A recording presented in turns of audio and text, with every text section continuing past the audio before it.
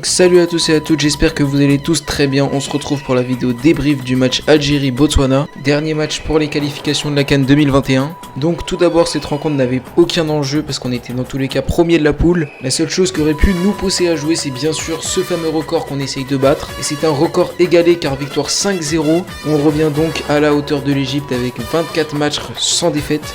Donc les gars, c'était vraiment un match qui a été maîtrisé techniquement. Durant toute la rencontre, on n'a pas vu le Botswana. Les joueurs étaient disciplinés et avaient envie de gagner encore plus. Quand ils ont marqué le 5e but, ils ont cherché d'aller marquer le 6e but.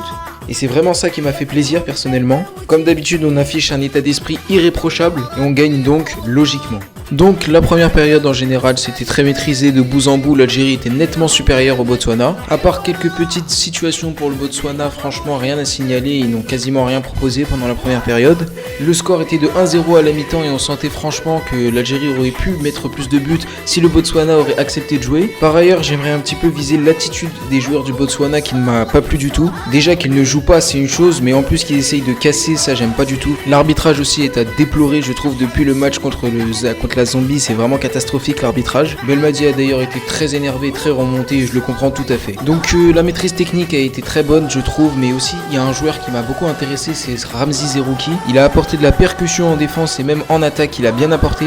Je trouve qu'il joue simple et qu'il est quand même bon techniquement. En tout cas en deuxième mi-temps on repart avec l'idée d'enfoncer le clou et de marquer un deuxième but très vite. Et on va totalement dérouler avec des buts de Fegouli, de Marez, de Bounedjah et de Boulaya. Durant la première période l'arbitre ne siffle pas deux pénaltys qui sont pourtant flagrants. Une faute sur Bounedjah qui n'a pas du tout été sifflée et ça c'est très grave.